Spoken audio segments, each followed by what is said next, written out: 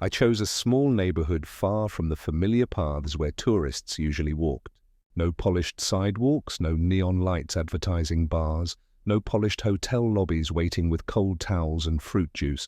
Instead, I rented a tiny room in an old apartment building where the hallway lights flickered like they were tired of trying. The walls were cracked. The ceiling fan groaned every time it spun. The window only opened halfway, and the smell of fried fish from the downstairs kitchen drifted into the hallway, no matter what time of day it was. It was nothing like the places people show on glossy travel brochures, and that was exactly what I wanted. The room was barely big enough for a mattress and a small table. The paint peeled at the corners. The roof looked like it had survived wars. But I felt a strange excitement, as if the simplicity of the room was welcoming me into a new chapter of my life, one that didn't need luxury to feel meaningful. For the first few days, I told no one where I was from. I didn't mention that I had enough money to live comfortably. I wore simple clothes, blended in, and hoped to see how people treated someone they believed had almost nothing. On my first morning, something happened that made me stop in my tracks. As I stepped outside, a woman selling vegetables smiled at me. Her stall was made from old wood, and her vegetables were arranged in baskets that looked handmade. She held up a bowl of steaming rice and said warmly, "Kain tayo," which meant, "Let's eat." She didn't know me, she didn't ask anything from me. She didn't treat me with suspicion or doubt, she simply welcomed me. Back home, even people living just steps away barely acknowledged each other. Here, someone who had very little was offering food to a stranger standing right in front of her. That moment planted the first seed of realization inside me. Kindness didn't depend on wealth. As days passed, I walked deeper into the neighborhood. I wandered through busy markets overflowing with noise, color, and laughter. The calls of vendors, the scent of grilled food, the clatter of pans, the shuffle of sandals on pavement, all of it blended into a rhythm that felt alive. I tasted local food from roadside stalls. I ate rice, dried fish, fried chicken skewers, and sometimes instant noodles when I wanted to spend less. The meals were simple, but they carried a warmth that came from effort rather than price. I boarded jeepneys with bright colors, loud music, and cheerful chaos. People squeezed together, almost shoulder to shoulder, yet no one complained. Someone always made space, strangers shared stories. Music from someone's phone would fill the air, and people would sing along even if they didn't know each other. There was a lightness in the atmosphere, a kind of joy I rarely saw in places where wealth was high, but hearts felt empty. I realized something powerful. People who had less often carried more inside them. More warmth, more humor, more strength, more community. One night, the sky collapsed into a heavy downpour. Rain hammered the roofs. Water spilled through cracks. My ceiling began leaking in several spots, small droplets turning into thin streams.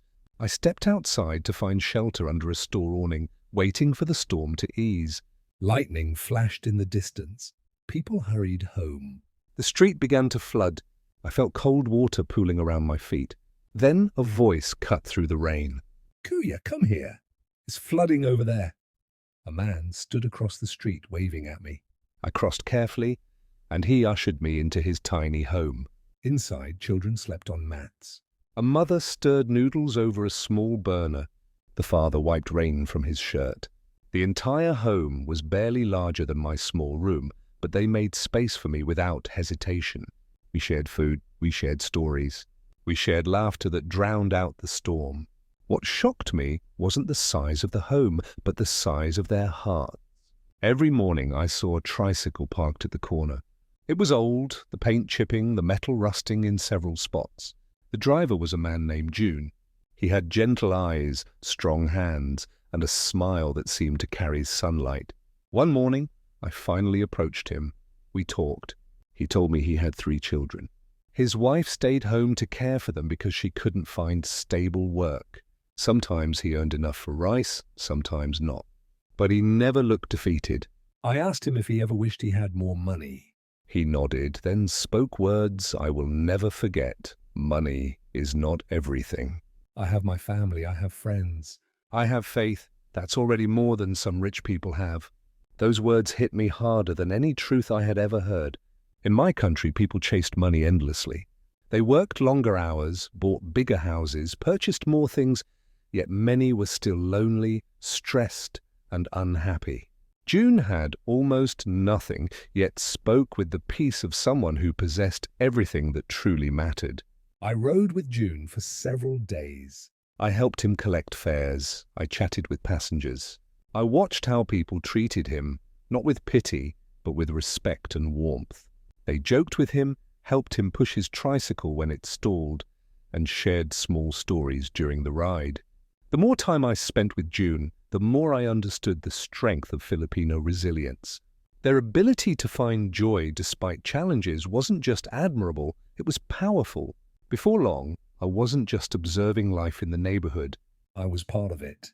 I joined morning cleanups where neighbors swept the streets together. I helped an elderly fisherman named Tardy Ben repair his nets. He shared stories of the sea, its kindness, its danger, its unpredictability. His voice carried wisdom shaped by years of sun, salt, and survival. I played basketball with kids who ran faster than I ever could and laughed whenever I missed a shot. They didn't care where I came from. They only cared that I showed up and played with them. Neighbors began calling me Kuya, Big Brother. It was a simple nickname, but it carried a sense of belonging I had never felt anywhere else. One evening, they invited me to a birthday celebration for a boy named Carlo. The decorations were handmade. The food was spaghetti-cooked sweet, bread, and a small cake. The entire celebration probably cost less than one fancy meal in my home country, yet the joy inside that small home felt priceless.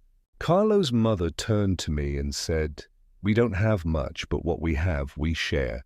In that moment, I understood something profound. Generosity isn't measured by how much you give, but by how much heart you put into giving. As the days passed, something inside me began to shift in ways I hadn't expected. What started as an experiment, a strange challenge to live like a local, was turning into something deeply personal. The neighbors who once saw me as just another face had become familiar. They greeted me each morning with smiles that felt genuine, not forced. Children waved when they saw me walking down the narrow paths. Someone always showed up at my door with a cup of instant coffee or a small plate of food, saying it with the warmth of someone welcoming family. These people didn't measure worth through money, achievements, or possessions. They measured it by presence, by kindness, by whether you showed up when someone needed help. Every morning, I woke up with a sense of belonging I had never experienced in any of the expensive places I had visited in the world. Instead of waking up to alarms and rushing schedules, I woke to the sound of neighbors calling each other's names, children laughing, or roosters crowing in the distance. It was a rhythm of life that pulsed with something beautifully human. It wasn't glamorous, it wasn't luxurious, it wasn't sheltered, but it was real. It was honest, it was full. I realized that I had started finding comfort in the very things I once thought would be challenging.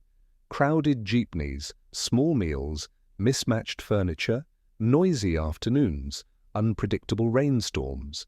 These things no longer felt foreign, they felt like home. But even as I settled into this life, the truth I had been hiding pressed deeper on my chest. I knew I couldn't stay forever. My return flight was approaching, and I carried a secret they didn't know. They believed I was living exactly as they were. They believed I had nothing. They believed I had come from hardship, not comfort. And it wasn't malicious. I hadn't lied with the intention to deceive. I simply wanted to blend in and understand life without the filter of privilege. But now, as I felt welcomed in ways that touched me deeply, that secret felt heavy. So one evening, after a small neighborhood dinner where laughter echoed through the narrow street, I decided it was time. Everyone gathered outside their homes, enjoying the coolness of the night air. Children played nearby. The older folks sat on low stools, chatting about their day. It was the perfect moment, yet the hardest. I took a deep breath and began speaking. I told them that I wasn't poor, that I hadn't come from a life of struggle, that I had money, a comfortable life, a home far away, that I came here because I wanted to understand something deeper about how Filipinos lived. As my words filled the air, silence poured over the group. The joyful noise faded. Even the children paused, sensing a shift in the atmosphere. I braced myself for disappointment, anger, or discomfort. Then something unexpected happened. Taddy Ben, old, weathered, wise, leaned back and let out a gentle laugh. "So that's why you were always asking so many questions," he said with a playful smile. The tension broke instantly. People laughed. Children went back to playing. Mothers continued chatting. Fathers nodded at me like everything was normal. No one was angry. No one turned away. No one treated me differently. A woman beside me placed a hand on my shoulder and said, "You didn't pretend to be poor. You just lived like us. You didn't act different." Another neighbor added, "We accepted you because you accepted us." And in that moment, I felt a wave of emotion I wasn't prepared for. These people didn't judge me for the life I came from. They judged me by the kindness I offered, the respect I showed, and the humility I carried. It was the first time in a long time that I felt seen, truly seen for who I was, not what I owned. My final morning arrived sooner than I was ready for. The sun rose over the rooftops with a soft glow. The street slowly came to life. Mothers prepared breakfast. Fathers started their day's work. Children chased each other with boundless energy. I stood outside my small room, staring at the familiar cracks in the walls, the tiny window that barely opened, the floor I had cleaned with a borrowed broom. It wasn't perfect, but it had become a memory carved into my heart. Neighbors began gathering outside as word spread that I would be leaving that day. One by one they approached me, not with sadness, but with warmth. They handed me small gifts, each one simple but filled with meaning. A hand-woven bracelet, a small shell necklace from Carlo, a photo of us all together printed from someone's old home printer, a handwritten note from June's wife wishing me good health and safe travels. None of these things cost much, but every single one of them was priceless. When I saw June walking toward me, still smelling faintly of motorcycle oil, I felt a tightness in my chest. He extended his hand and said, "Come back, Kuya. We'll always have a ride for you." When the jeepney finally arrived to take me away, the feeling inside me was heavier than I expected. I climbed aboard and looked out the open window. The entire neighborhood stood together, waving at me as if sending off a family member. Some smiled, some laughed, some held small gifts in their hands. Children jumped excitedly, shouting my name. And as the jeepney lurched forward, I felt something inside me break, not in a painful way, but in a deeply emotional one. I had arrived here as a stranger trying to understand life from the ground level. I was leaving as someone who had been adopted, embraced, and loved in a way I never anticipated. As the neighborhood faded into the distance, I realized that I wasn't just leaving a place. I was leaving a version of myself behind, the version that believed happiness was something you earned with money or found through comfort. This journey had stripped away all the layers I thought were important, and beneath all those layers, I found what truly mattered. Looking out at the city skyline as the jeepney made its way toward the bus terminal, I thought about everything I had experienced. I had come to understand poverty. Instead, I learned the meaning of true wealth. I had come to see how people survived. Instead, I saw how people lived, fully, joyfully, wholeheartedly. Back home, people chased financial security, higher salaries, bigger homes, and more possessions. They spent so much time trying to create a perfect life that they forgot how to live one.